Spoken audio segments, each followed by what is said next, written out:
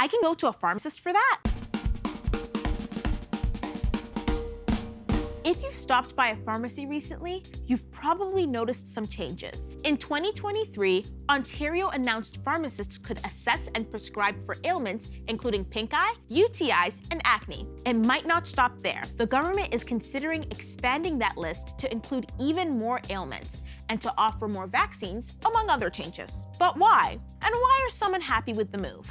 Let's start with the basics. All pharmacists in Ontario have graduated from a 4-year professional degree and have been accepted into the Ontario College of Pharmacists. That means they completed practical training on top of their education and passed their board exam. Many will have also pursued a master's or doctorate degree. Basically, they have a lot of training. Pharmacy has come a long way since Ontario first introduced legislation governing the profession in 1871. Gone are the days when men concocted medication behind a counter. Fast forward to today, when modern meds require such highly specialized equipment that pharmacists generally receive them in finished form. And Pharmacist Scope has been widening for over a decade. In 2012, Dalton McGuinty's Liberal government allowed them to prescribe smoking cessation drugs and to administer flu shots to people aged 5 and older. But in many ways, Ontario is still playing catch-up. Alberta gave pharmacists the power to independently prescribe in 2006,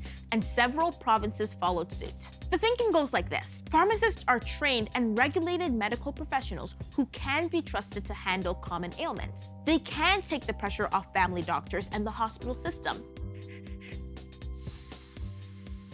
If they're concerned that a patient's needs falls outside of their expertise, they'll just refer them to a doctor. So why are some people opposed? Well, for one thing, pharmacists often work for large private businesses such as Shoppers Drug Mart and Rexall. Pushing patients to interact with pharmacists can seem like privatizing healthcare. Some are concerned that companies may prioritize profits over patients' health.